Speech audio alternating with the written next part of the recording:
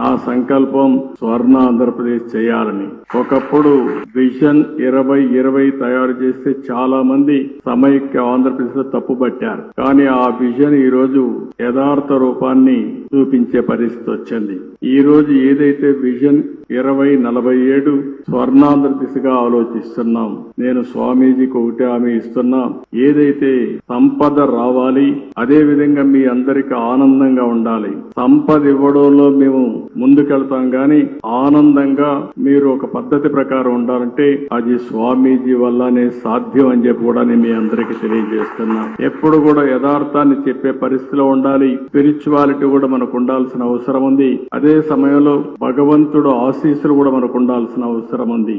ఆ భగవంతుడికి దగ్గర చేర్చే వ్యక్తే మన పూజ్యశ్రీ స్వామీజీ అని చెప్పి కూడా నేను మీకు తెలియజేస్తున్నా. చాలా మందిని చూశాం గాని నాదస్వరంతో మన అందరికీ సమస్యలుంటే పరిష్కారం చేసే శక్తి ఒక్క మన స్వామికే ఉండడం మనందరి అదృష్టం కూడా.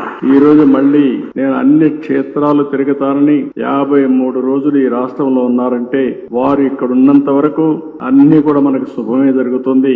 నేను వారికి ఒకటే హామీ ఇస్తున్నా, ప్రజలకు మంచి కోసం మీరు తాపత్రయం పడుతున్నారు. వారికి దేవుని కృప కలగాలని మీరు ఆలోచిస్తున్నారు. నేను కూడా ఆలోచించేది మీ యొక్క ఆశీస్సులతో ఈ ప్రజలకు ఆర్థిక స్వావలంబన జరగాలని, పేదరికం పూర్తిగా పోవాలని, ప్రజలందరూ ఆనందంగా ఉండాలని చెప్పి ఆశిస్తున్నా. దానికి పూర్తిగా స్వామీజీ యొక్క ఆశీస్సులు కోరుకుంటూ ఈ రోజు మిమ్మల్ని చూస్తే ఒక ప్రశాంతంగా కూర్చున్నారు ఇక్కడ. అంటే మీరంతా ఒక పరిపక్వంగా కూడా ఉన్నారు. స్వామీజీ పైన నమ్మకం, ఆ నమ్మకంలో కొంత శాతం పాలకులైన నా మీద కూడా పెట్టండి. మీకు స్వర్ణాంధ్రప్రదేశ్ దిశగా ముందుకు తీసుకుపోయే బాధ్యత నేను తీసుకుంటానని మరొక్కసారి మీ అందరికీ హామీ ఇస్తూ